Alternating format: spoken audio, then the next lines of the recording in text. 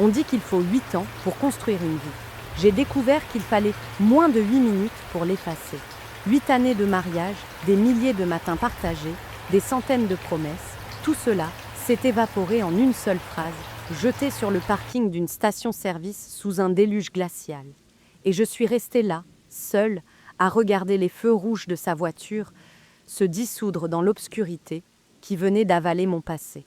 La pluie ne tombait pas, elle attaquait. D'épaisses nappes d'eau s'abattaient de côté, transformant le béton fissuré de la station-service de la Blue Ridge Parkway en un miroir trouble où tourbillonnaient les reflets déformés des néons. Je me tenais immobile sous la lumière vacillante de l'auvent, le mascara coulant sur mes joues comme une peinture de guerre qui aurait mal tourné. Le seul son plus puissant que le martèlement de la pluie était le vrombissement décroissant du moteur de la BMW de Jake alors que ses feux arrière disparaissaient dans le flou. Il n'avait pas jeté un regard en arrière, n'avait marqué aucune pause, aucune hésitation. Juste ces derniers mots, froids, avant de claquer la portière. J'ai besoin d'espace. Émilie, c'est fini. Puis il était parti, me laissant à 40 miles de la maison, sans voiture, sans manteau, avec un parapluie cassé et un téléphone en panne. Mon mariage venait de s'évaporer au milieu d'une tempête. Je n'ai même pas senti que je tremblais avant d'entrer dans la petite supérette. L'explosion soudaine de la lumière fluorescente fut comme une gifle, dure et impitoyable. Un adolescent, l'employé derrière le comptoir, cligna des yeux en me voyant, essayant visiblement de décider si j'étais une mariée en fuite ou une folle détrempée. « Madame, ça va ?» « Bien, ai-je réussi à dire, même si ma voix s'est brisée. Je n'allais pas bien. J'étais humiliée, abandonnée, et je frissonnais dans une robe qui collait maintenant à ma peau comme une serviette en papier mouillé. Il y avait 17 appels manqués du bureau, 3 messages de Matt, mon frère, me demandant si j'étais en sécurité, et pas un seul mot de Jake. Mon mari, depuis 8 ans, venait de me laisser dans une tempête comme un bagage oublié sur le trottoir. Je me suis appuyée contre la machine à café, feignant d'étudier les options. La vieille machine gémissait et sifflait comme si elle allait exploser. J'ai appuyé sur un bouton quand même. La seule chose pire que d'être abandonnée sous la pluie était de l'être sans caféine. Ce qui m'a vraiment brisée, ce n'était pas la tempête, ni même l'abandon. C'était sa désinvolture. Jake avait fini son repas dans ce steakhouse hors de prix, payé l'addition, s'était essuyé la bouche avec une serviette en lin et avait prononcé ces mots comme s'il annulait un abonnement à une salle de sport. « Ça ne marche plus, tu trouveras bien un moyen de rentrer. » J'avais ri, j'avais vraiment cru qu'il plaisantait, qu'il était juste théâtral. Mais quand je l'ai suivi hors du restaurant, peinant à le rattraper sur mes talons, il a simplement pointé du doigt la station-service de l'autre côté de la rue. « Tu as ton téléphone ?» a-t-il ajouté, comme si un téléphone pouvait tout arranger. Comme s'il me restait quelqu'un à qui dire la vérité. La vérité, c'est que je l'avais laissé me couper de tout le monde au fil des ans. Au début, c'était subtil. Il ne m'interdisait pas de voir mes amis. Il avait juste toujours un contretemps, un dîner avec un client, une urgence professionnelle. Il disait des choses comme « Tu es si fatiguée ces derniers temps, chérie. Pourquoi ne pas rester à la maison ?» Et j'acceptais, toujours, parce que je croyais en nous, jusqu'à ce que, petit à petit, mon monde se réduise à lui, ses amis, sa famille, ses besoins. Et maintenant, debout dans cette station-service à 21h42, au milieu de nulle part, je réalisais que je n'avais personne à appeler qui pourrait me rejoindre à temps. Matt vivait à 3 heures de route, mes parents étaient en croisière dans la mer Baltique, ma meilleure amie de l'université avait déménagé en Oregon. J'étais seule. J'ai ouvert mon application bancaire, pensant que je pourrais au moins appeler un VTC pour rentrer à Asheville et faire le point le lendemain matin. Mais le chiffre sur l'écran m'a coupé le souffle. 47 $. Ce matin-là, notre compte joint contenait plus de 3000 $. Maintenant, il était presque vide. Un retrait de 2000 $ avait été effectué à un distributeur automatique, horodaté à 16h47, juste au moment où Jake s'était éclipsé pour un appel rapide, pendant que je me faisais faire les ongles pour notre week-end romantique de réconciliation. Il ne m'avait pas seulement quitté, il m'avait plumé. La pluie tombait toujours aussi fort quand la clochette au-dessus de la porte de la supérette a de nouveau sonné. J'ai à peine levé les yeux, juste un autre voyageur de passage. Mais quelque chose dans l'air a changé. Le silence s'est transformé. Le vendeur adolescent a cessé de mâcher son chewing-gum. Et quand je me suis enfin retournée, j'ai vu un homme près de la porte, l'eau dégoulinant de son coupe-vent noir. Ses yeux parcouraient le magasin avec un calme calculé. Pas de panique, pas d'agacement, juste une vigilance, comme s'il était entraîné à repérer les problèmes avant qu'ils ne surviennent. Il m'a fallu une seconde pour le reconnaître, David Grant. Je l'avais vu une ou deux fois aux fêtes de fin d'année de l'entreprise de Jake, toujours en retrait, ne buvant pas, parlant peu, observant. Jake l'avait présenté une fois comme un agent de sécurité que nous engageons pour des contrats haut de gamme. Les yeux de David se sont posés sur moi et son expression est passée d'un détachement poli à une inquiétude immédiate.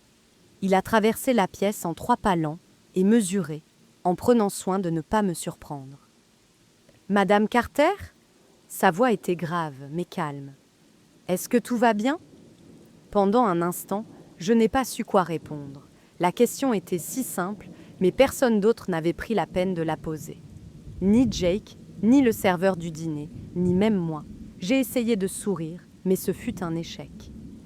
Mon mari et moi avons eu un désaccord. David m'a regardé comme si je venais de survivre à un accident d'avion. Son regard a balayé mes cheveux, trempés, collés à mon cou, mon maquillage ruiné, mes mains qui tremblaient légèrement autour d'une tasse de café éventée. « Il vous a laissé ici ?» J'ai hoché la tête, les lèvres trop engourdies pour parler. « Sous cette tempête ?» Un autre hochement de tête. Je détestais me sentir si petite à cet instant, l'effort que cela me coûtait juste de rester debout. Le visage de David s'est durci, mais il n'a rien dit. Pas de condamnation, pas de jugement. Juste un silence lourd et protecteur. « Où devez-vous aller ?» a-t-il finalement demandé. « Briarwood Hills » ai-je murmuré. « Mais je ne peux pas. Mon compte est vide, je n'ai pas de transport. Et Jake ?» Ma voix s'est brisée. David a pris une lente inspiration, comme s'il pesait les options. Puis, il a parlé d'une voix égale. « Émilie, je vais vous poser une question directe, et je veux que vous sachiez que votre réponse restera entre nous. Êtes-vous en danger ?» Cela m'a saisie. Je l'ai regardé, vraiment regardé. Il n'y avait aucune pitié dans ses yeux, seulement une conscience aiguë, une préparation. Comme s'il planifiait déjà les prochaines étapes en fonction de ma réponse. « Non », ai-je dit trop vite, puis plus lentement. « Non, Jake n'est pas violent, juste cruel. » David a hoché la tête une fois, comme si cela confirmait ce qu'il soupçonnait déjà. Puis, il m'a surprise. « Je peux vous ramener chez vous, sans condition, sans attente. Vous ne devriez pas être seul en ce moment. » Quelque chose s'est ouvert dans ma poitrine, non pas à cause de ce qu'il disait, mais de la manière dont il le disait. Aucune insistance, aucun complexe du sauveur. Juste du calme, de la compétence et une véritable préoccupation. J'ai hésité. Mon mariage m'avait appris à ne jamais accepter d'aide sans l'accord préalable de Jake. Mais Jake n'était plus là. Jake était parti, me laissant dans la tempête comme un déchet sur le trottoir. « Merci », ai-je dit doucement. « Oui, j'apprécierais beaucoup. » David a de nouveau hoché la tête. « Je vais prendre un café. Prenez votre temps. Retrouvez-moi dehors quand vous serez prête. » Alors qu'il se retournait, j'ai vu le vendeur me lancer un regard curieux. Je l'ai ignoré. En me dirigeant vers la porte, j'ai aperçu mon reflet dans le miroir de sécurité, au-dessus du rayon des chips. L'image n'était pas flatteuse. Détrempée, échevelée, vaincue. Mais elle était honnête. C'était le visage de l'abandon, mais peut-être aussi celui de la liberté naissante. Je suis retournée sous la pluie. Cette fois, je n'étais pas seule. Le camion de David, un Ford F-150 noir, était garé sous le seul lampadaire vacillant du parking. Il appartenait clairement à quelqu'un qui s'attendait à ce que les choses tournent mal et qui planifiait en conséquence. L'intérieur sentait légèrement le cuir et le café, et il était impeccablement propre. Pas de désordre, pas de déchets, pas même une empreinte digitale sur le tableau de bord. Il s'est penché pour m'ouvrir la portière passager sans un mot, puis a attendu que je sois installée et attachée avant de démarrer le moteur. Pas une seule fois, il n'a posé de questions inutiles. Pas une seule fois, il n'a commenté la façon dont ma robe me collait à la peau ou le fait que j'avais manifestement pleuré. Il a juste conduit. Au début, le silence entre nous était épais de tout ce que je ne pouvais pas dire. Je regardais les arbres défiler, flous et spectraux dans la lumière des phares. Chaque minute qui passait me semblait m'arracher un peu plus à la version de moi-même qui avait cru que Jake reviendrait, que ce n'était qu'un mauvais moment, une sorte d'erreur. Mais ce n'en était pas une. Il avait tout planifié, le désastre financier, le timing, la tempête. Après 10 minutes, David a parlé, sa voix basse et égale. J'espère que ça ne vous dérange pas que je demande, mais depuis combien de temps ça dure ? Je l'ai regardé. Quoi donc ? La façon dont votre mari vous traite. Ma gorge s'est nouée, je voulais me défendre, dire qu'il n'était pas toujours comme ça, qu'il était stressé par le travail, que c'était compliqué. Mais aucun mot n'est venu, car rien de tout cela n'était vrai. David a continué, les yeux fixés sur la route. Je fais de la sécurité depuis longtemps. On apprend à repérer les schémas, le contrôle, l'isolement, le gaslighting. Jake prépare le terrain pour ça depuis un moment. Vous le savez probablement. Je n'ai pas répondu. Je n'en avais pas besoin. La vérité vibrait déjà dans l'espace silencieux entre nous. À la fête de Noël de l'entreprise l'année dernière, a poursuivi David, je l'ai vu détourner chaque conversation que vous tentiez d'avoir. Chaque fois que quelqu'un vous montrait un intérêt, même pour une simple conversation, il s'immisçait, déplaçait l'attention sur lui, faisait en sorte que tout tourne autour de lui. Je me suis retournée pour le regarder, stupéfaite. Je ne l'avais pas remarqué. Vous n'étiez pas censé le remarquer, a-t-il répondu. Nous avons roulé, les essuie-glaces battant le rythme sous la pluie. Il a aussi dit à 3 personnes différentes ce soir-là, a ajouté David, que vous étiez adorable mais un peu naïve, et que vous aviez besoin de lui pour garder un œil sur les choses. Ça passait pour une blague, mais ce n'en était pas une. J'ai fermé les yeux, je me souvenais de ces moments, des rires gênés des gens, je l'avais ignoré. Je pensais que c'était juste Jake, charmant à sa manière décalée. Il n'était pas charmant, il me sapait. Vous m'observiez, ai-je dit, plus surprise qu'accusatrice. David a fait un léger signe de tête. Je suis attentif, surtout quand quelque chose ne semble pas juste. Il n'a pas développé, il n'en avait pas besoin, et d'une certaine manière, cela m'a fait lui faire plus confiance que je n'avais fait confiance à quiconque depuis des années. Après une pause, il a dit doucement « Vous m'avez rappelé ma sœur, avant qu'elle ne quitte son mari. » Le mot « quitte » m'a frappé différemment de ce à quoi je m'attendais. Elle ne s'était pas échappée, elle n'avait pas survécu, elle était partie. Comme si c'était une décision qu'elle avait prise, pas quelque chose dont elle avait dû être sauvée. « Est-ce qu'il vous a déjà frappé ?» demanda David d'un ton neutre, juste pour vérifier. « Non, ai-je répondu honnêtement. « Jamais. Cela ne veut pas dire que ce n'était pas de la maltraitance. » Je me suis tournée vers la fenêtre, clignant rapidement des yeux. Il n'essayait pas de me faire pleurer, mais c'est ce qui rendait la chose pire. Il disait simplement la vérité, et je n'étais plus habituée à ce que la vérité soit une forme de gentillesse. « Émilie, dit-il finalement, quoi qu'il arrive ensuite, vous devez penser à vous protéger, financièrement et légalement. Parce que les hommes qui abandonnent leurs femmes dans une tempête ont généralement bien d'autres plans que de simplement s'en aller. » Cette dernière phrase a résonné dans ma poitrine longtemps après qu'il l'ait prononcée, parce qu'il avait raison. Jake ne m'avait pas seulement quitté, il était en train de m'effacer, mais je n'allais pas le laisser faire. Le samedi matin est arrivé avec le genre de clarté qui ne suit qu'une tempête. La lumière du soleil filtrait à travers les stores, projetant des barres dorées sur le parquet. La scène aurait dû être paisible, mais mon esprit était déjà en pleine course. J'étais toujours dans la chambre d'amis. Je ne supportais pas l'idée de dormir dans les draps du lit où j'avais été abandonnée. Mais je n'étais plus la même personne que la veille. Quelque chose de tranchant, de froid et de propre avait percé le brouillard dans lequel je vivais depuis des années.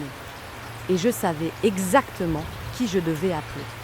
Rachel Evans a décroché à la 2e sonnerie. « Émilie ? Waouh, ça fait une éternité !» Je n'ai pas perdu de temps. Rachel, j'ai besoin d'une avocate, et j'en ai besoin rapidement.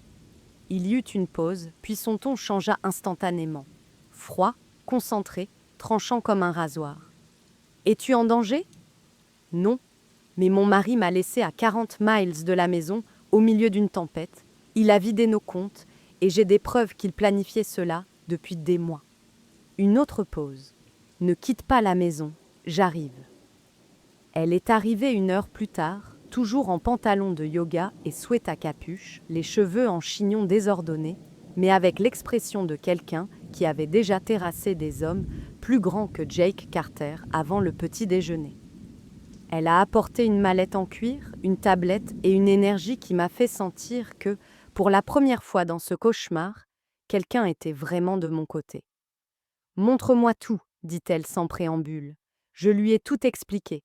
Le placard vide où se trouvaient autrefois les costumes de Jake, le sac de sport manquant, la boîte à bijoux où l'alliance de ma grand-mère avait disparu.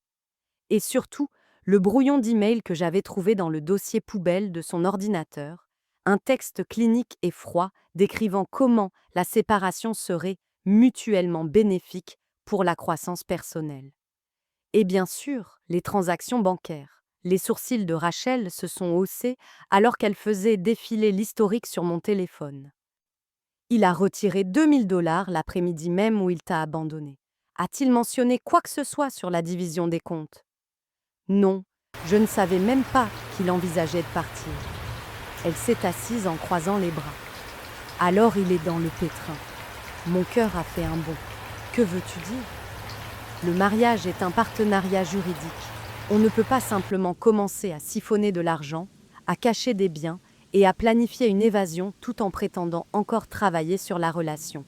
C'est ce qu'on appelle la dissipation des biens matrimoniaux. Les juges n'aiment pas ça du tout. Elle a tapoté sur sa tablette, faisant apparaître des codes de loi, expliquant des termes comme la découverte juricomptable des biens communs et l'aide temporaire au conjoint. C'était comme regarder quelqu'un assembler une arme à partir de précédents juridiques. J'ai l'impression d'avoir été somnambule pendant des années, ai-je murmuré. Rachel m'a jeté un regard perçant. Tu n'étais pas somnambule, tu survivais dans la réalité de quelqu'un d'autre. Et maintenant, tu es sur le point de reprendre la tienne. Elle a regardé autour de la maison. Cet endroit est à vos 2 noms? Oui. Bien, ne déménage pas. S'il essaie de revenir, nous déposerons une demande d'usage exclusif, mais tu restes. C'est un levier.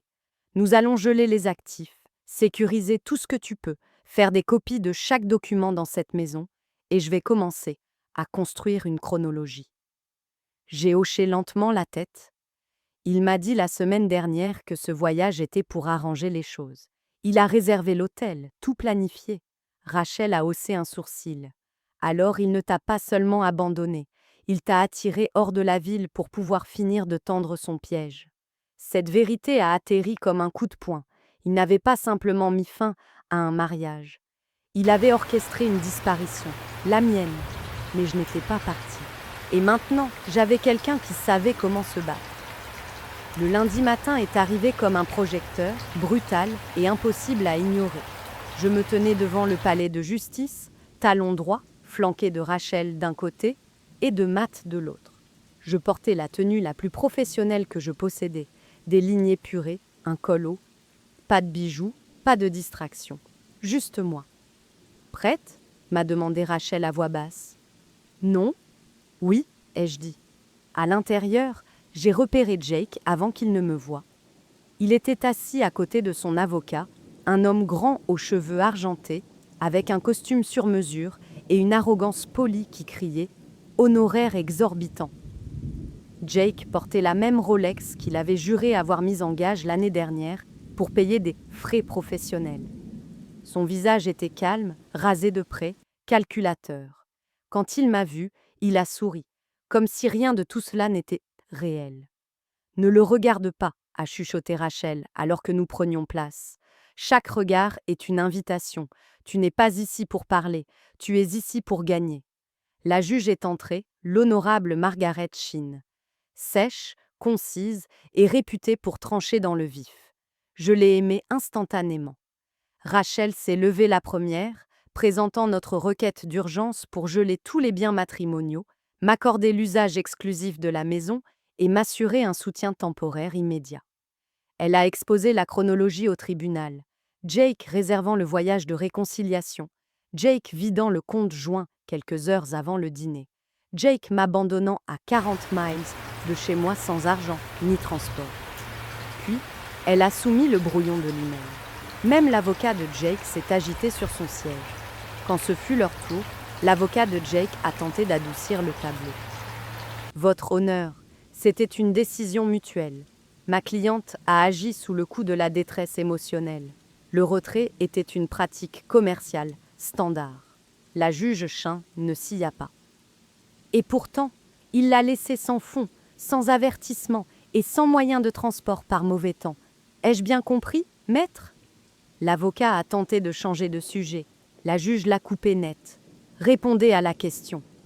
Il y eut un silence, puis Jake lui-même se leva.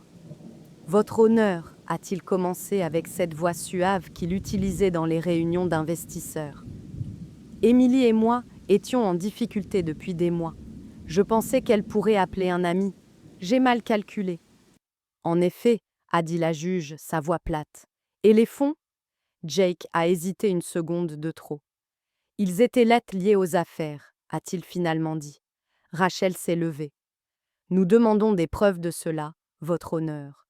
Reçu, virement, toute documentation montrant que ce retrait était lié à l'entreprise. Vous les obtiendrez, a dit la juge Chin en griffonnant sur ses notes. Puis, elle a regardé Jake. Monsieur Carter, abandonner son épouse dans les circonstances décrites et vider les comptes communs ne vous présente pas sous un jour favorable.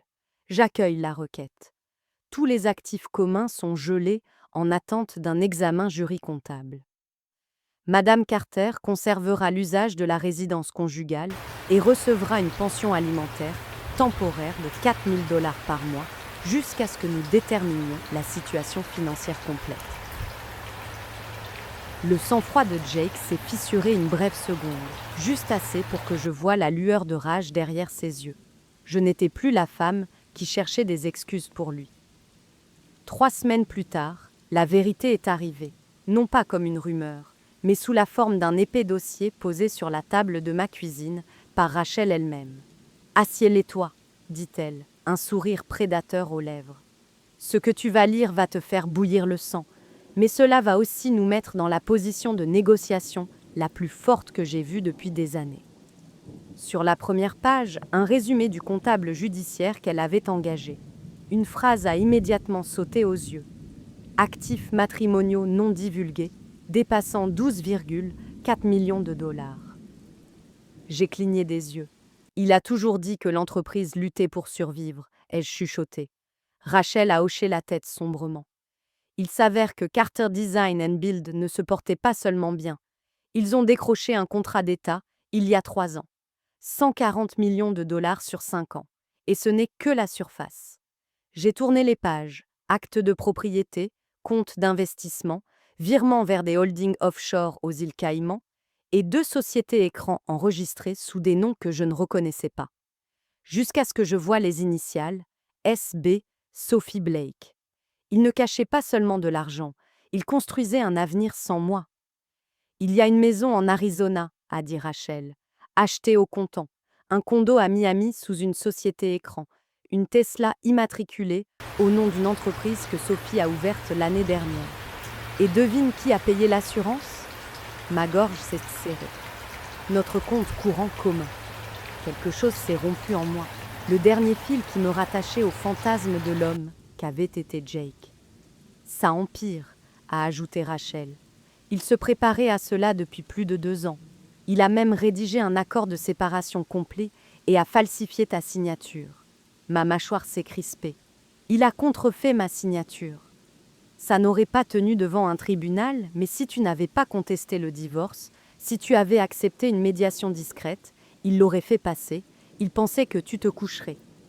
Parce que c'est ce à quoi il m'avait entraîné, ai-je dit, une chaleur glaciale montant dans ma poitrine.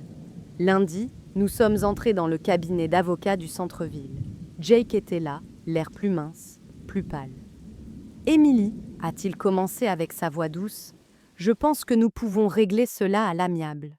J'ai levé une main pour l'arrêter. Épargne-moi ton discours. Rachel a posé notre dossier sur la table. Voici notre position. Divulgation complète de tous les actifs. Une division à 50-50 de tout ce qui a été acquis pendant le mariage. Plus une pension alimentaire rétroactive et tous les frais de justice couverts par M. Carter. L'avocat de Jake a ricané. C'est scandaleux. C'est la loi, a souri poliment Rachel. Ils ont fait une contre-offre. 200 000 $, un accord de non-divulgation et la maison de Pinewood Hills. Rachel a éclaté d'un rire bref et sec. Elle ne leur a même pas jeté un regard. Elle s'est tournée vers moi. Tu veux entendre ma contre-offre à moi ? J'ai hoché la tête. Elle s'est penchée en avant, posant les mains à plat sur la table en acajou. Elle a regardé l'avocat de Jake, puis Jake lui-même, et son sourire a disparu. Voici l'offre, dit-elle, sa voix soudainement basse et tranchante comme du verre brisé. Vous allez signer un accord qui donne à Emily 60% de tous les actifs que nous avons découverts, les 12,4 millions et tout le reste. Elle garde la maison, libre de toute hypothèque. Vous paierez une pension alimentaire permanente, non modifiable, et bien sûr, tous nos honoraires. Vous allez également signer une confession écrite détaillant la fraude fiscale, la falsification et le parjure que vous vous apprêtiez à commettre. L'avocat de Jake est devenu blême. C'est du chantage ? Non, a rétorqué Rachel. C'est un choix. Soit vous signez cet accord aujourd'hui, ici et maintenant, et cette confession restera dans mon coffre-fort comme une simple assurance. Soit, elle a fait une pause, laissant le poids de ses mots s'installer. Soit je quitte cette pièce et j'appelle directement le bureau du procureur. Compte tenu de ce contrat d'État, je suis sûre que le FBI sera également très intéressé. Vous ne perdrez pas seulement votre argent, Monsieur Carter. Vous perdrez votre liberté. Le silence dans la pièce était total. Jake me regardait, la panique pure et non dissimulée dans les yeux pour la première fois. Son masque de charmeur s'était évaporé, ne laissant qu'un homme faible et terrifié. « Emily, s'il te plaît, a-t-il balbutié. Ne fais pas ça. Pense à tout ce que nous avons eu. Je l'ai regardé, non pas avec haine, ni même avec pitié. Je l'ai regardé comme on regarde un étranger. L'homme que j'avais aimé n'avait jamais vraiment existé. Il n'était qu'une construction, un rôle qu'il jouait. La tempête ne m'avait pas brisé. Elle avait simplement lavé le décor. Je me suis levée, j'ai lissé ma jupe, et je me suis dirigée vers la porte sans un regard en arrière. Rachel m'a suivie. « C'est tout, Jake », ai-je dit par-dessus mon épaule, ma voix calme et ferme. « C'est fini. » En sortant du bâtiment climatisé, la lumière du soleil m'a frappée, chaude et éclatante. Pour la première fois depuis des années, le ciel était parfaitement clair. Je n'étais pas une victime abandonnée sous la pluie, j'étais la tempête. Et je venais de tout balayer sur mon passage.